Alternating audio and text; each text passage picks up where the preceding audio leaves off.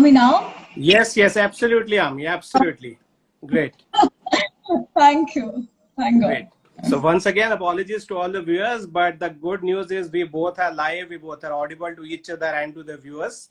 So yes, it's time for some really interesting discussion on Mahabharata.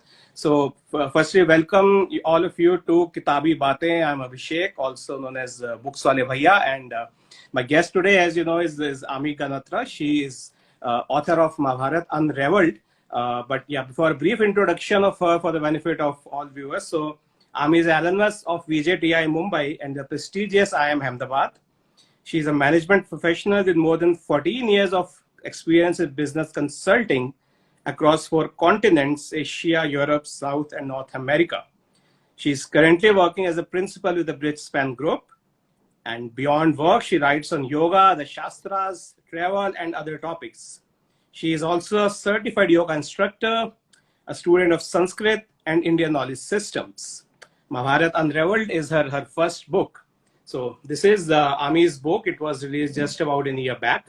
And yeah, so this is, Ami, this is a brief introduction of yours. And this is more about a professional profile. But if Ami were to introduce herself in her own words, so how would that be? I think I would say I've just been extremely blessed and lucky in life that lots of opportunities came my way. I'm just any normal plain Jane, but yeah, Krishna wills, Krishna makes it happen. So, Tvadiyamastu Govindam Yamel Samarpai. That's my motto in life. It's all his and Samarpan to him.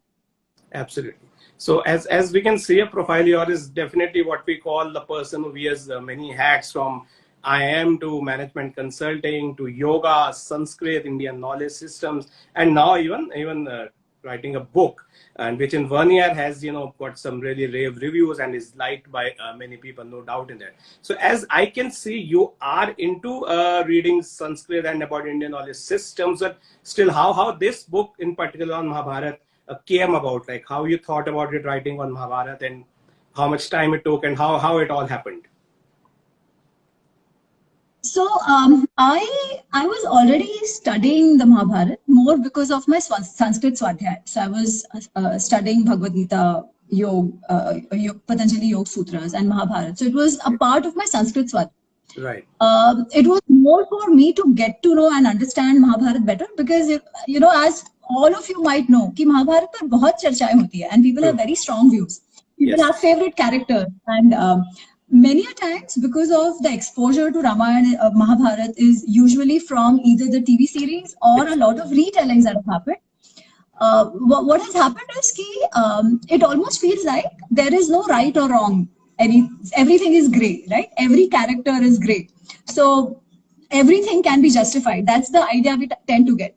Also, people who were portrayed as ideals, say Dharmaraj, Yudhishthir ko Dharmaraj kahenge. But we see, or rather, as we understand, some of the things he did were completely out of whack, right? And still he is called the Dharmaraj.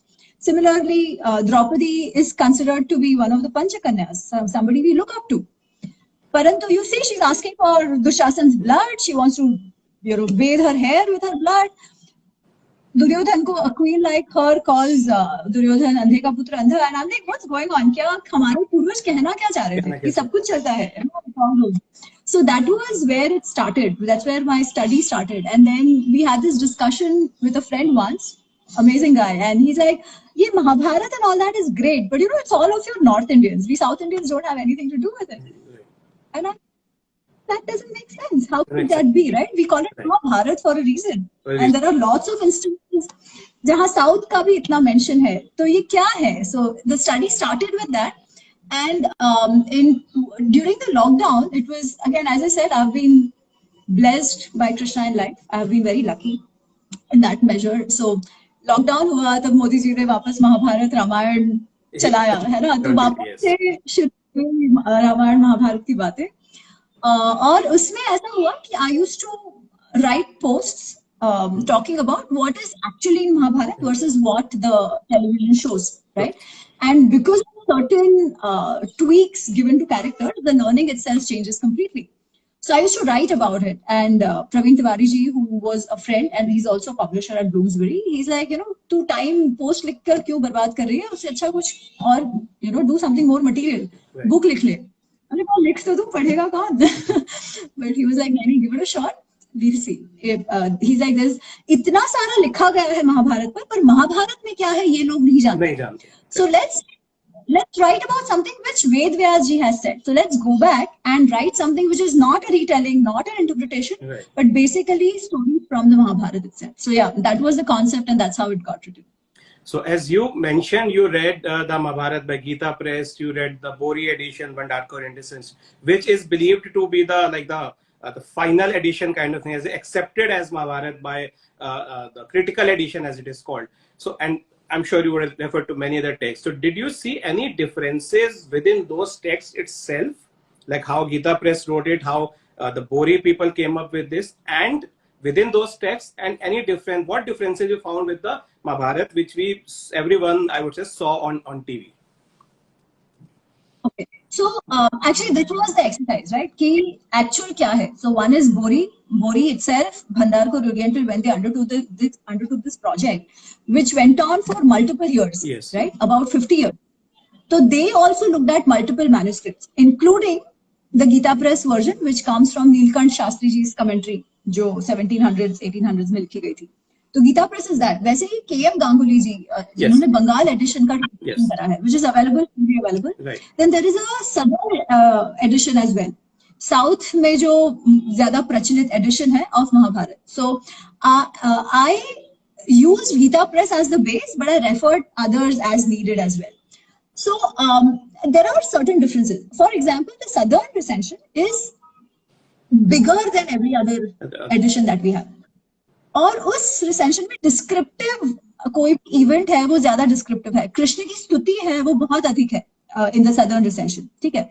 फिर certain incidences like कर्ण जो द्रौपदी का स्वयंवर का incident जो है, the episode there. So in the southern recension, it's very clearly given that Karna could not tie the bow. Okay. In Geeta Press, it says that the thing which we hear, Sutam na Varyami, that Draupadi said, I'll not marry a Suta. But the Geeta Press edition writes a note saying that this seems to be interpolated because Shuruat and end, so the shlokas which come before, shlokas which come after, seem to be contradicting this. So while they have mentioned, because it might have been in one of the North manuscripts, they very clearly specify that this could be an interpolation. Right? Now, the Bori does not have it at all. Right. And why Bori doesn't? Because this incident actually was available only in some 5 manuscripts out of the 250 of Adi Parva that they have. Right. Adi Parva की मेरे ख्याल से 250 कुछ manuscripts थे, उसमें से केवल 5 में ही था. So Bori concluded that this clearly could be an interpolation and they removed it. Yeah. So there are such differences which do exist. However, there are many other things like the whole character of Karna, or for example, let's take this episode of Draupadi calling Andhe ka putra Andha. Yeah. Okay. The Andhe ka putra Andha does not occur in any manuscript. Right. As you mentioned in the book itself that there was no such dialogue between Draupadi and Duryodhan. वो फिर किसी दिमाग की उपज है. Some fertile दिमाग has come up with that. उसके अलावा even this whole thing of Draupadi asking for Dushasan's blood to wash her hair, that also doesn't many of this.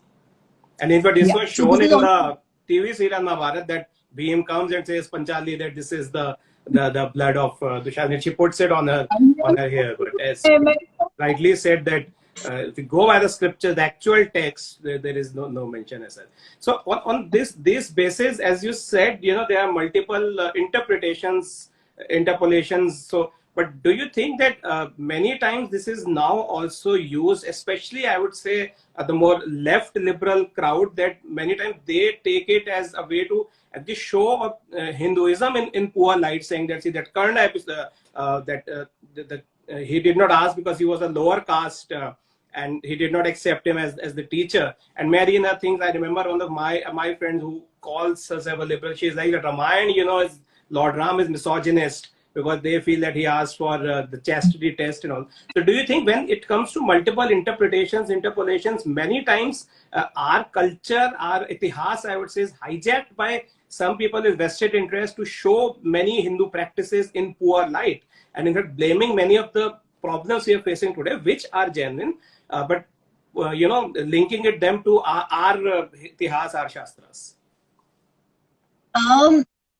So before I comment on the agenda, propaganda part of it, right, I'd like to even add one more thing based on the previous question, that even though there are these differences between certain editions, right, one thing is common, the character consistency. कि कर्ण का character कैसे था, द्रौपदी का character कैसे था, युधिष्ठिर का character कैसे था, they are all very, very consistent across. ठीक है.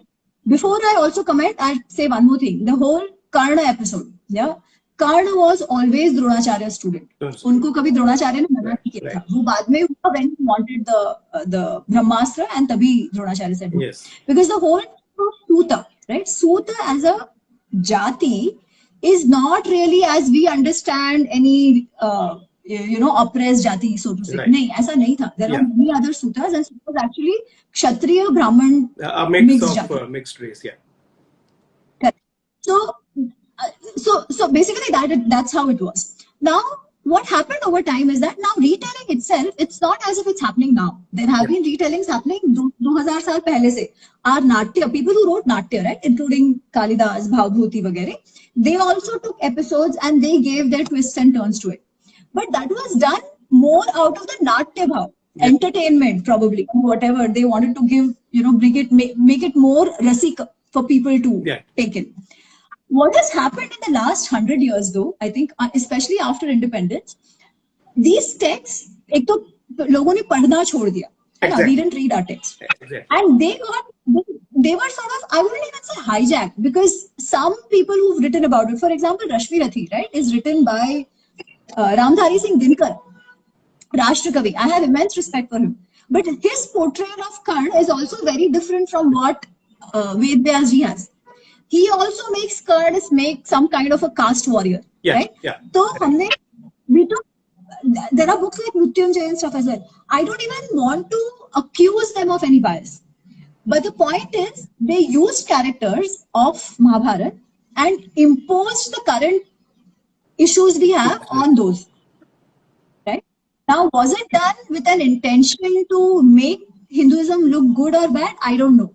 However, this practice has definitely brought us to a place where we tend to believe that आज हमारे जो भी कुछ problem है ना वो हमारे पूर्वजों के कारण है. They are rooted in our itihas, and they have some sort of official sanction. Yeah. Because our understanding is based on such works. Now, of late, it has been taken to what you are referring to. The propaganda has actually increased even more. जहाँ पर अब Aryan lens भी लगाया जाता है, where Ramayana becomes Aryans attacking Ravan because he's a Dravidian. Actually, they were all, they wait for consent of Sita and all of that. Now that, pardon my language, but bullshit. If you read Ramayana, it's very clear Ravan is not waiting for consent. Right. In fact, he has raped multiple women, right? But now this is being used as a political agenda. Absolutely. Because इतिहास को इतिहास माना ही नहीं जाता है ना. We consider it to be mythological story without any backing. So it can be told the way people want to listen. It can be retold as many times, and anything is justified. Anything is fed to us in the name of retelling. I would say let that genre grow. No problem at all. Creativity honi chahiye. Some books are very interesting. Palace of Illusions, for that matter. I love it very much. But it is a fiction. It's a fiction. So as readers, we need to start differentiating in fiction versus itihas. And that attempt of Mahabharata Unravelled to say, ठीक है, fiction लिखते हैं, लिखो, no problem, enjoy it. But at least you have an option to check, go back and see कि अच्छा महाभारत में था क्या, without actually going back to the text. Absolutely. And I think it is in this that your book actually is a step in that direction of breaking the myths and wrong notions which have been associated and which unfortunately have become popular.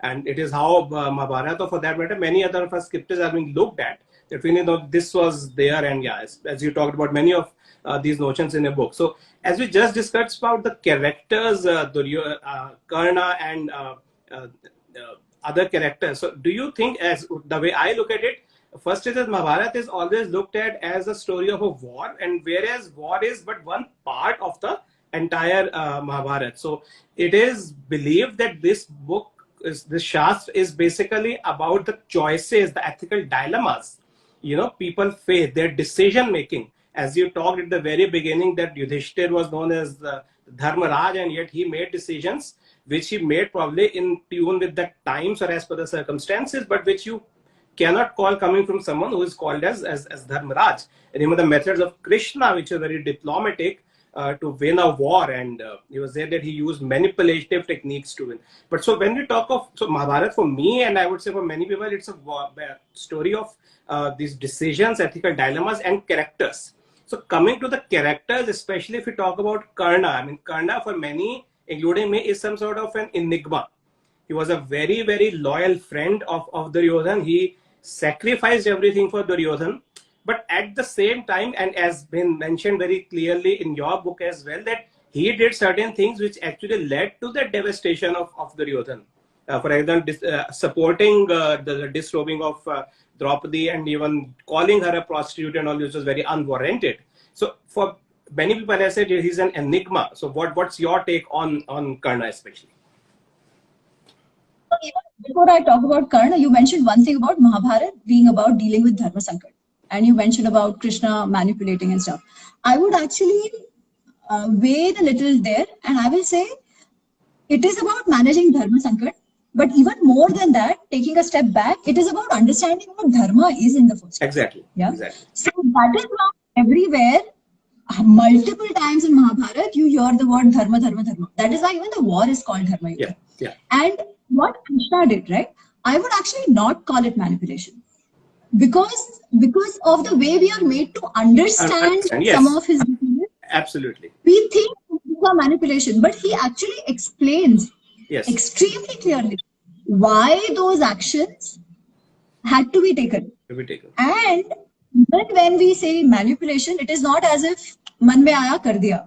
It is when nothing else worked. When every single peace negotiation tactic was used, that the war happened. So जब सामने वाला आपको मारने पे ही तुला है, तो आप क्या करोगे? Of course, save yourself and right. Correct. So then that's where the understanding of Dharma comes, and that is why knowing Mahabharata and the characters for what they are is extremely important. Right? Correct. Coming to Karna.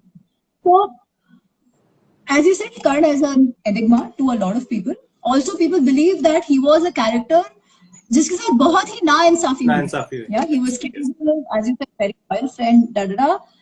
In spite of all this, he was dealt a raw hand. Yeah. Now, if people read the Mahabharata, and I've tried to bring it out in Mahabharata Unravelled as well, there is actually no such confusion about what Karna was. Even Vedvyasji is very clear that Duryodhan is this tree of Manyu, of rage. Yeah. And the Kanda, the trunk which holds this tree, is actually Karna. So Karna has been the one who's actually aggravated the tamas in Duryodhan, right? Yeah. So it's very clear. So he's actually not even an enigma. Every time a decision had to be made by Karna, while he spoke about being very loyal to Duryodhan and all that, if you see every single decision that he took, he put himself before everything else. And putting himself in the sense of his insecurity and his jealousy for Arjun. I think that was the key driving. Yes, certainly. Every decision comes. अगर वो इतना loyal होता, तो क्या गंधर्व युद्ध के समय would he run away when actually Duryodhan was captured? Who freed the Pandavas, right? If he was this loyal, when it came to giving the जो उनके कवच कुंडल थे, ठीक है, because that बहुत गंभीर का काम करा है, no doubt about it, right? Taking away a part of your body and giving it shows how much resilience कितना होगा, tolerance कितना होगा, physical tolerance, right? But he had always been provoking Duryodhan to fight, right? Yes, absolutely. So when it making this choice, shouldn't he have said, "Arey, nahi, my friend should come first. Doesn't matter what people call me. Doesn't matter if I have to break my pratigya of Danvirta. what did he do when that decision happened? So he gave it away and right. Exactly. He put his Danveerta above everything else, right? Above his friend. When he knew that it would be almost impossible to win the war against Arjun if he doesn't have the Kavach and Kundal, and yet he gave away. And absolutely. और वो भी हम दानवीर की बात करते, he did take the Indrastra from him. Yeah, but ठीक है, चलो, that I don't hold against him. But the point is, he put himself before Duryodhana in that case as well. Right. Even in the end, it came to fighting the war. Right? He was the one who provoked Duryodhana to fight the war when every single person said, यार मत लड़ो, मान जाओ. शकुनी तक कहते हैं, शकुनी ने तक उनको कहा कि यार be the larger person, give back उनका जो है, especially जब गर्मी के युद्ध के समय उनको बचाते हैं Pandav. Right. Not Karna. He was still on war. Absolutely. And then when it came fighting the war, what did the man do? Because Bhishma, according to him, insulted him. He said, "ठीक है, as long as Bhishma lives, I will not fight. Gangeya Jivati na utse. As long as Bhishma is alive, I will not fight." And 10 days of the war, he sat out. Right. Aap socho. Yes. Then he should have been fighting for his friend, right? Absolutely. So even the loyalty, I will question. Right. Was he brave? Of course. Was he a great warrior? Of course, no doubt about it. But whenever it came to making decisions, he always chose the path which was probably shouldn't have been taken. So once again, it boils down to what choices you actually make, and whether you are a dharmaveer or whatever, but it ultimately boils down to choices, your ethical choices, your dilemmas, and what exactly you do when you face such a situation. So that's true. So one more question. Yeah, please go ahead. Right? If I can add just one thing. Yeah, please go ahead. आप अगर मित्र हो, तो आप मित्र का devastation चाहोगे कि उसकी उन्नति चाहोगे? उन्नति चाहोगे. Right? So also it's like where was he coming from as a friend? Right. So I would question that price itself. They were just dependent on each other. Absolutely. They gave each other emotional and whatever, some kind of they fueled each other's jealousies and insecurities. True, as they were both in awe of each other because he supported him at that moment. He made him the king of Anga Pradesh, and then they both were, of course, in awe of each other. But as bad company further promotes more bad deeds. So coming to other than Karna, if we talk about not one character but in general, it's a women folk of Mahabharata. So, and once again, as we talk about it, even women folk, it is said that, they have already been shown as subservient to men in our scriptures. But reading of Mahabharata, what's your take on? Because as I read Mahabharata a bit in your book, that Draupadi, while she was loyal to the Pandavas, but she was very particular that you have to take the revenge one day. Don't forget that it was I who was, disrobed and insulted in the Sabha, and same was the case with Kunti, who while did not want a war, but when she noticed that nothing is being given to her sons, she agreed and in fact said that yes, you have to fight for what is your right, what is rightfully yours. So how do you see the condition or the position of women in the society in the context of Mahabharata? It's interesting. We have to, when we look at the past, we cannot use current standards. Right. तो अगर हम ये कहें कि द्रौपदी कुंती कोई बाहर office में जाके काम तो नहीं करती थी. Right. है ना? Of course नहीं करती थी. तब कोई भी नहीं करता था. Clear, de-alienation of labor in that time. Right. ऐसा भी नहीं था कि जो बंदे थे वो जाके AC ऑफिस में बैठ के काम करते थे. है ना? ऐसा नहीं था कि घर पे काम करता. So was it that kind of empowerment कि अच्छा profession choice कर सके? Maybe not. Okay. However, did the women have agency? तो एक तो द्रौपदी की बात तो हम करते हैं, which you already mentioned. But there is another aspect of Draupadi. Was she only a wife? Was her personality only about disrobement? No. There is an episode called Draupadi Satyabhama Samvad, which comes in Mahabharata, where Draupadi actually explains her role as the queen of Indraprastha. And when she describes her role, it's like the chief operating officer of a corporate. The way she was working, the dedication she showed. She says, I had complete insight into the treasury of Indraprastha, which nobody else had. Yeah. So that was the level of ownership she had, and that was the kind of responsibility she held while she was the queen of Indraprastha. ऐसा नहीं था कि केवल disrobement तक उसका personality था. It was a lot more than that, right? That's one aspect. Let's talk about agency. Agency in what? तो उस टाइम पे देखा जाए then the agency pretty much refers to choice of your spouse, right? Yes. Because professionally तो अलग था, वैसा नहीं था. So we know द्रौपदी उसका स्वयंवर हुआ था, ठीक है? And she very happily went with Arjun, she without protesting or anything after Arjun won the contest. Let's look at the smaller characters. Let's look at Hidimba. Let's look at Ulupi. ठीक है? इन characters की बात करते हैं who are also women. Women, yeah. Hidimba herself goes up to Bhim and says, please marry me. Bhim says, I can't take a call. You have to talk to my mother and brother. So Hidimba goes to Kunti and she says, I am smitten by your son. And please let me marry him. Yeah. So she is the one going up and Kunti is like, okay, that's what you want. I have a certain condition. He has to come back to us because there are, other things. He has other responsibilities. But yes, if for now, if you want it, I understand and let him marry. Yeah. Right. So she is the one who approved.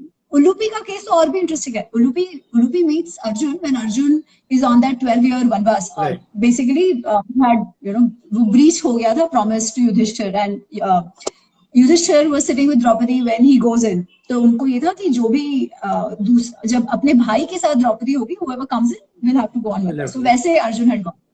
That's where Haridwar में Ulupi sees him. And Ulupi is like, my body is burning. I really desire you. So come to me. And Arjun is like, Arey nahi, I am on a brahmacharya vrat. I can't do this, right? And Ulupi is like, ek to your brahmacharya is with regards to Draupadi, not with regards to any other. That's one. Second, as a man, it is your kartavya to fulfill the desire of a woman who desires you.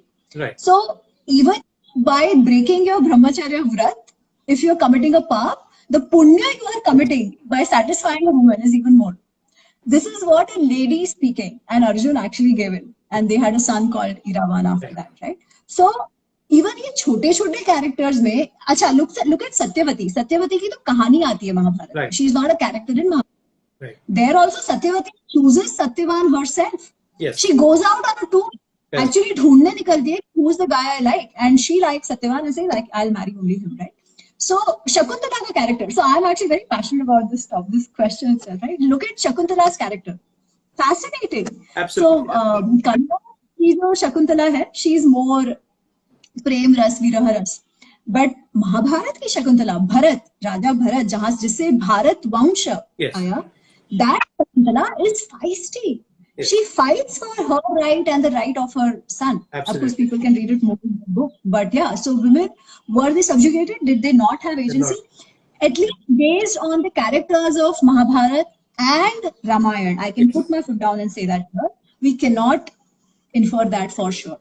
The women were strong, they had a mind of their own, and they made themselves whole. Absolutely. And I think this is the I would say message which actually needs to be spread, especially to the younger generation who form preconceived notions very quickly based on some, you can say, Twitter or Insta update that I saw he wrote like this. So absolutely. So taking Mahabharata as a granth, as a book, as we have read extensively. So if let's not talk about a particular character or the war. It teaches many things. In fact, no doubt, it is about a war, but it's about, as you said, Raj Dharma, the choices, as you said, the ethical dilemmas. So what, as per you, say the top 3 things which Mahabharata as a granth teaches you for life?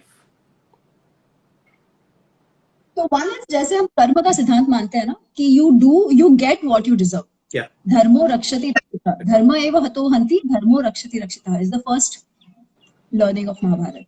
You will get what you deserve. There is no escaping from it.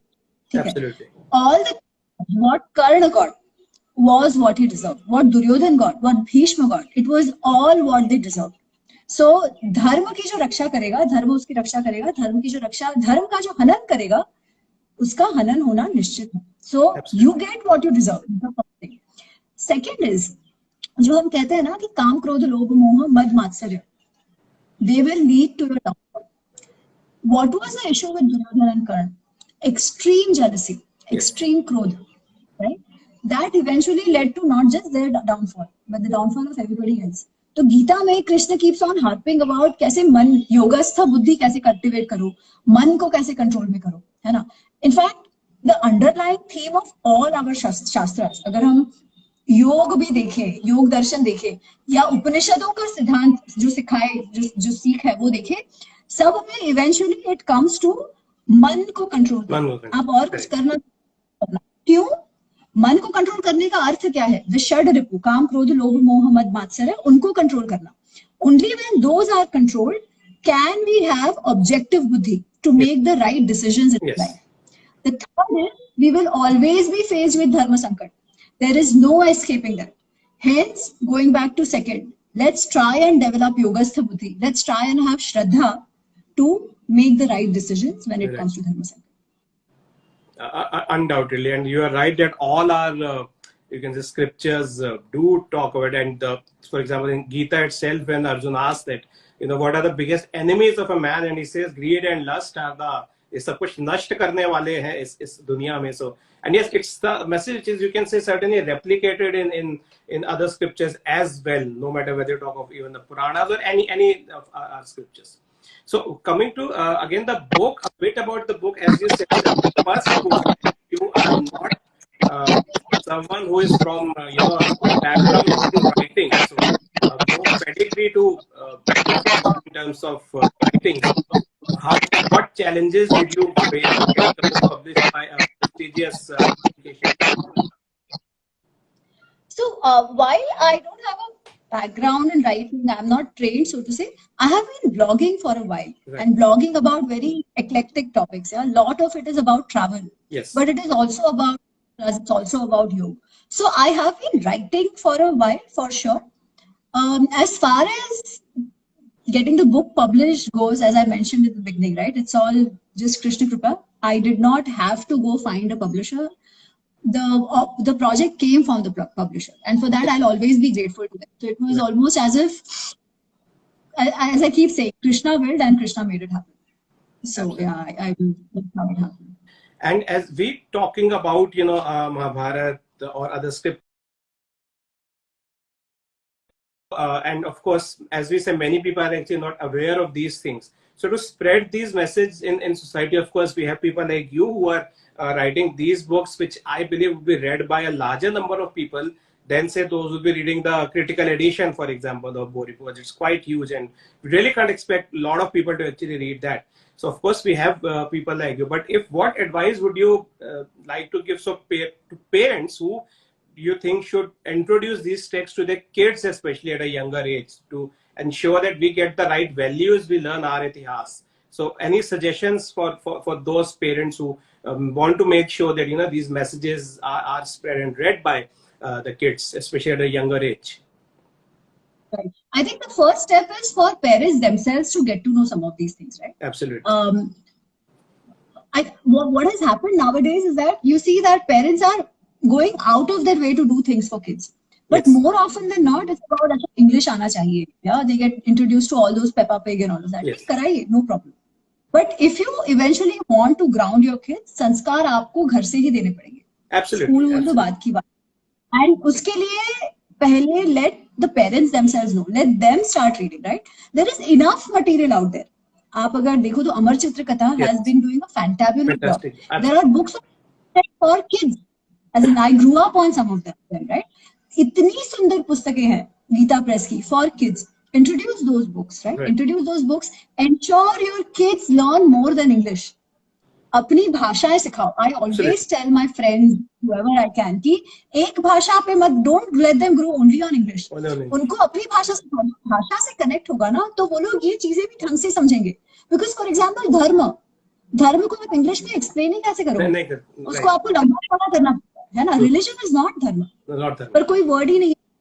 पर अगर आप language को ही restrict कर दोगे, अगर आप introduce ही नहीं कराओगे हमारी भाषाएं, तो क्या होगा? रिलीजन ही अटक जाएगा.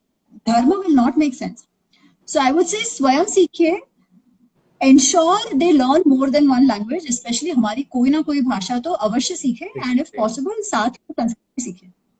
And read whatever, at least there is a lot available. Absolutely.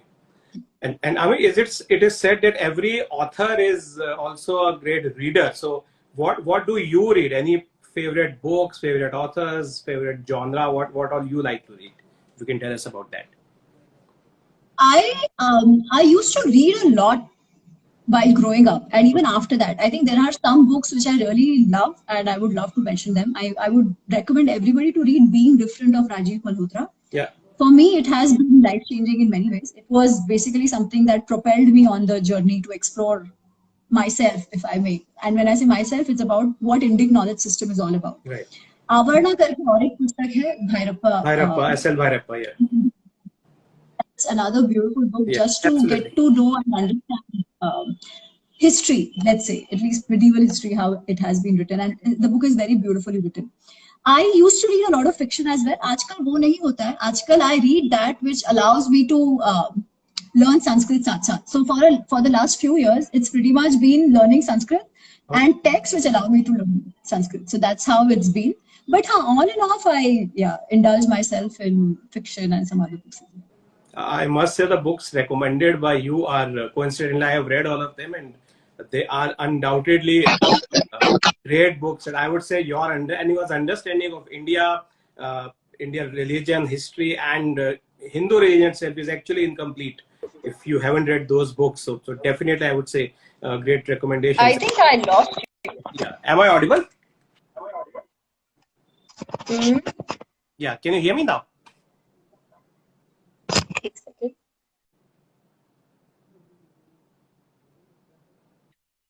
Can you hear me? I can hear you. Can you hear me? Oh, I can. Sorry. Yeah, I lost the last. No, now is it fine, right? Yeah. So I was saying, I think a very great choice of books. Coincidentally, I have read all of these, and yeah, definitely, I would say once understanding of dharma, of art, text, and everything is incomplete without reading Rajiv Ji's books as well as Bhairappa Ji's several other books. Coincidentally, Bhairappa also wrote a book on Mahabharata, Parv, his interpretation of Mahabharata. So definitely these are the books everyone should read. And Ami, so one more question, and then we'll open it up for the audience. So how do you see, two questions, how do you see the future of writing on itihas and mythology? Like, there are many authors coming up writing books on topics related to Mahabharata and Ramayana. How do you see the future of writing of our itihas? And second, what advice would you like to give to the aspiring writers? On itihas, on even the genre of aitihasic fiction, I think it's very, I'm very optimistic. There are authors like Sai Swarupa ji, Deepak MR ji, who are writing fiction, so to say, Aditi Banerjee.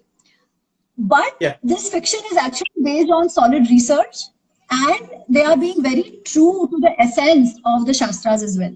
So it's fabulous, the kind of work that is getting created. So on one side, you have the others who are sort of, giving their own ideological lens. And on the other side, you have authors such as Aditi Banerjee and Sai Swarupa ji and stuff. So, and the thing is now, because of social media, all these authors are also getting a lot of publicity, and mainstream publishers like Bloomsbury, Penguin are actually willing to write about them and talk about them, right? Not just in aitihasic fiction. You see that even on the other side, on the non-fiction side. You see that, like my book, I like to position as non-fiction, right? Bloomsbury themselves wanted to publish it. You have books of Sai, right? India That Is Bharat, this other book that is coming up with Vikram Sampath. So I just see that in general, this space is opening up for all kinds of thoughts, including aitihasic fiction. So I'm extremely optimistic about this. Advice for the authors, I would just say, keep writing, share it. Don't worry अगर शुरुआत में कोई पढ़ नहीं रहा है. Read your own thing, question, ensure your research is correct. Right. I think real research really matters. उस पे हम कटौती नहीं कर सकते. So focus on your research, and don't focus so much on publishing. Focus on writing, focus on creating content. Because up to, of course, you might reach out to publishers, but you have options of self-publishing as well, right? You've done a good work with research. If you have something to say, there are people who are willing to listen and read. So keep that confidence, keep that shraddha, and have the conviction to do what you are doing and to say what you're saying. Absolutely. Backed by research. Absolutely. So I think it was indeed a very engaging, interesting discussion. So we'll now open it for the audience. We will be like for 5 minutes more, I guess. So all those who are watching, if any questions, please write in the message box. If any questions to ask to Ami about her work, please you can ask in the message box, in the comment box, sorry. So let's just wait for a minute, if whatever we see, if anyone's in. In the meanwhile, if you'd like to share, if it's not confidential, Ami, any book on which you are working right now, any book in the pipeline? Yeah, I would actually announce it soon. The next book is coming in July. It's on Ramayana. So, you know, the logical after Mahabharata. Yeah, so I should be able to announce it, and the pre-order link, I think, should come out in a month or so. Oh, great. It's just about 2 months away. It's mid-May already. It's going, that's wonderful. So let's see if there are any questions. All those who are watching, please, you can ask any questions related to Ami's works, and Ami will answer it right now. I think you've already been very comprehensive in all that you asked. Yeah, but anything for good number of people have joined. I think there must be some questions or the other. So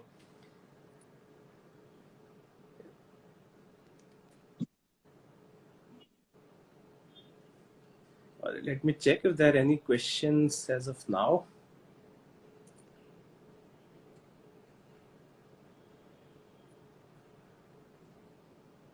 Yeah, what do you think maybe is the right age for children? Right age for children. Now, this is good. What do you think maybe is the right age for children to make them read or understand Mahabharata? So I do not recommend very young kids to read Mahabharata क्योंकि कई बार मुश्किल हो जाता है. But I do know my friends' kids who did read Mahabharata starting 7 or 8 years of age along with their parents, and they have understood it also very, very well. In fact, recently I had done a course. So a friend of mine arranges sessions for kids on different topics, and I had done a 2-day course on Mahabharata for kids ranging from, I think, 6 to 12. And I was floored by their grasp of concepts like dharma, karma, yeah. So I think if parents can sit and explain the terms in the right way, 6 years onwards is great. Otherwise, 8, 10 years onwards is also fine. It's also fine. Yeah, but I think it cannot be कि छोड़ दिया पढ़ने को. Yeah. At that age, it's important that parents sit and read it with them rather than letting them read it. No, that's nuances बहुत right. Explaining nuances in Mahabharata especially is important. Right. I think that's the right age to actually introduce that curiosity into the kids about our itihas. They may not be able to grasp everything at that age, which is fine. But yeah, if they are interested in knowing about it at this age, I think later on they themselves may get more, avenues. And as you rightly said, that so much is being written about our shastras, our itihas in the past couple of years. So they will have plenty of books to, actually go through. But provided they get the right environment at the beginning, and at least they become, interested in knowing what all is there. So let's wait if there's another question, and otherwise we can, call it a day. Okay, let me check. I think there was one on how to learn Sanskrit. Oh yeah, it is there. Oh, there are many questions. I missed. Why is that history hasn't been kind to Karna then? Why he didn't get the limelight like Arjun, even when it was widely accepted that he's better skilled than Arjun? Did Karna not get the limelight? I don't think so, right? He has been a prominent character in Mahabharata, one. Second, better skilled than Arjun is... Who said that? Is Vedvyaji saying that? Was Karna a warrior? Yes. Was he better than Arjun? I don't think that's the case. And there are enough and more proofs, more incidents where Arjun has actually defeated Karna. What is the way to decide who is better or not better, right? Right. It is only when they meet one-on-one.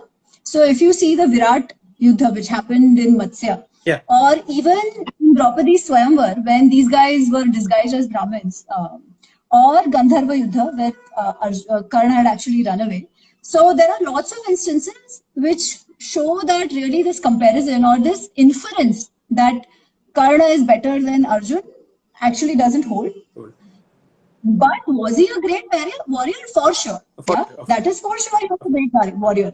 Did he not get the landing? Of course he did. He was always in Hastinapur court along with Duryodhan. Did he have differences with people? Of course. But the differences were also of his own doing, because he used Duryodhan to fight the war with the Pandavas. Right. He was the only one who kept provoking Duryodhan to fight this war when everybody else was actually against it, right?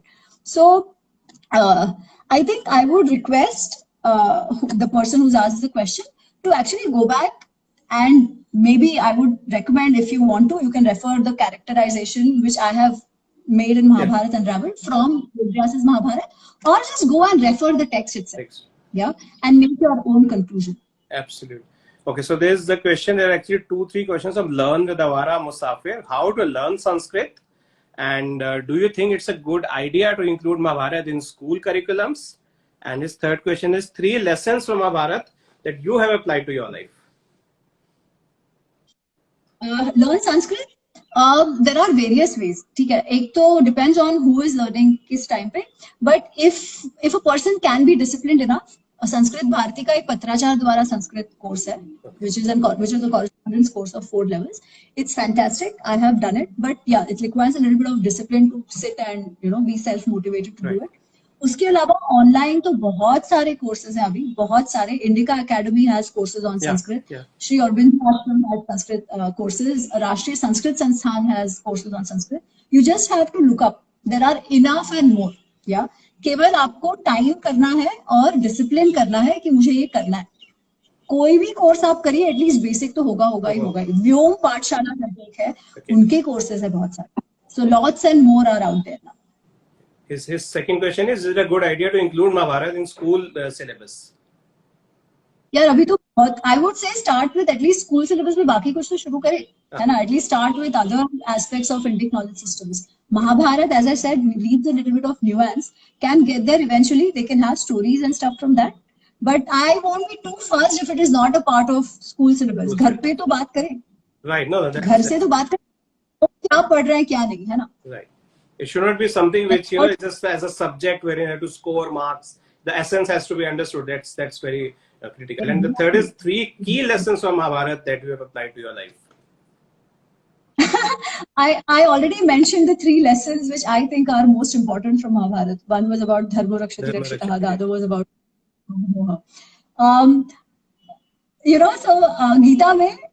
Gita में Arjun asks Krishna कि आप जो कह रहे हो ये सब तो ठीक है, आप कह रहे हो कि मन को संभालो, ये सब तो बहुत ठीक है, बट ये जो मन है ना, ये बहुत चंचल है. ये वायु के जैसे मन को काबू में करना, वायु को हाथ से पकड़ने जैसी बात है. तो कैसे करो? How do you do that? तो अर्जुन से भी नहीं था, and this was the question. And to that Krishna says, अभ्यासेन तो कौन्तेय वैराग्येण तो गृह्यते. अभ्यास, practice, and through vairagya, by not being even too attached to even that. Yeah. Right. So have I imbibed everything? No, but I try. Abhyas jari hai. So we'll take just 2 more questions. One. This is a very interesting one, that by uncensored_musician. He asks, ma'am, Vedanta Darshan and our philosophy is really great with relevance to history we have. Why do we as masses leave the meaning out and only look at the devotion part? Okay. So again, I'll go back to what Krishna says, right? Krishna talks about multiple paths to moksha, if you may. But moksha को हम ये समझे कि हमारे जीवन को ढंग से कैसे जिए. Right. There are multiple paths. तो अभ्यास का ज्ञान योग है, एक कर्म योग है, भक्ति योग है. ज्ञान योग सबके लिए पॉसिबल नहीं है क्योंकि उसमें बहुत पढ़ाई, उपनिषद वगैरह वगैरह है. कर्म योग तो हम सबको करना है, ठीक है. पर कर्म योग का अर्थ क्या कि हम हमारा जो भी काम है, हमारा जो स्वधर्म है, वो to the best of our abilities करते रहे.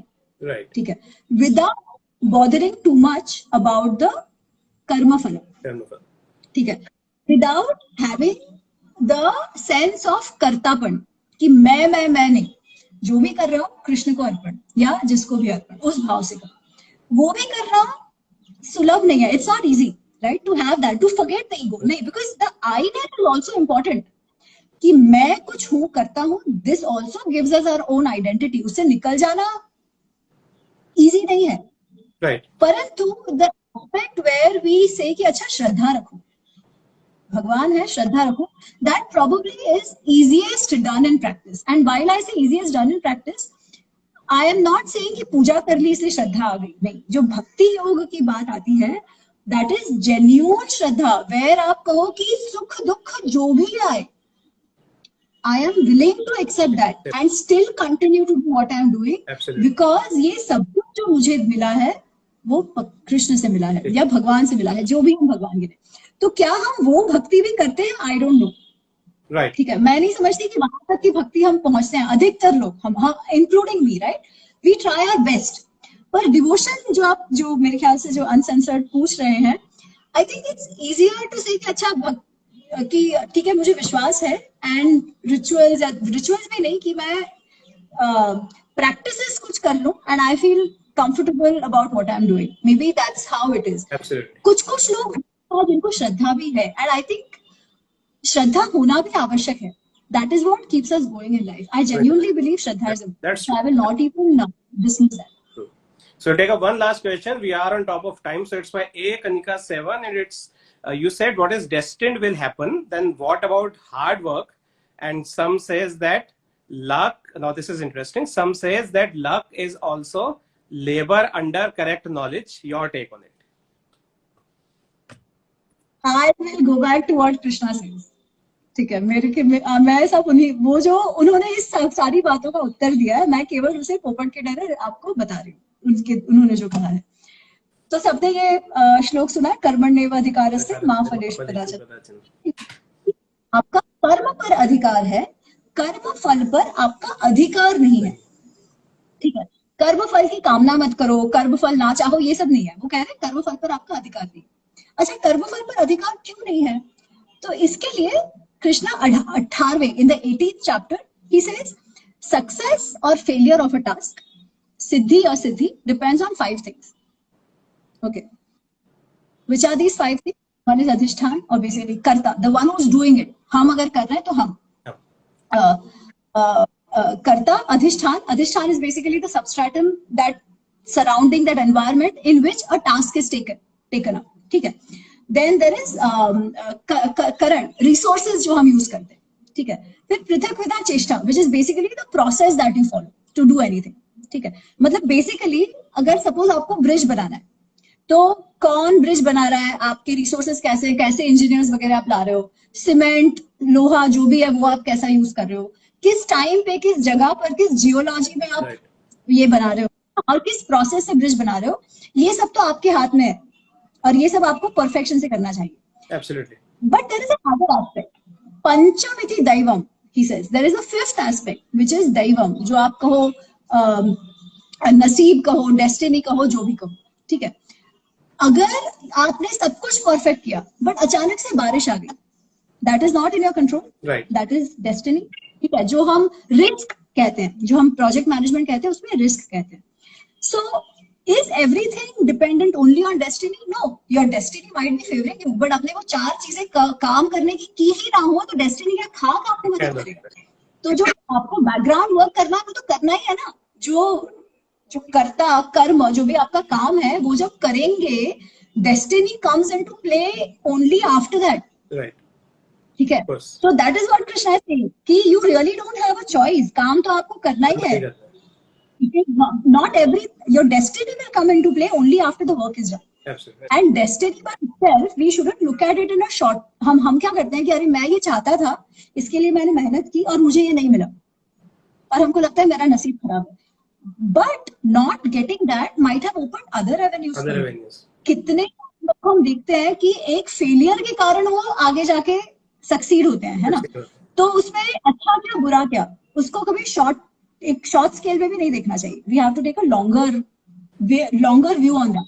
इसलिए वो कहते हैं आप जीत हार की चिंता मत करो, योगा कर्मसु कौशलम, आपका जो कार्य है do that to the best of your abilities and then leave everything to them. अगर something better is meant for you, this may not happen, doesn't matter, right? if this is meant for you, unless you have worked, it will still not happen. So work you must do. There is no substitute to hard work. There is no substitute to doing work. Absolutely. And I think you, as you wrote in the book, I think it's Bhishma who tells you, Rishte, that your destiny without any effort on your end it has no meaning. The effort, of course, has to be there. Destiny has its role to play, but don't expect it to play any role unless until you make effort. So that is indeed, as I said, the essence of Mahabharata as well as Gita.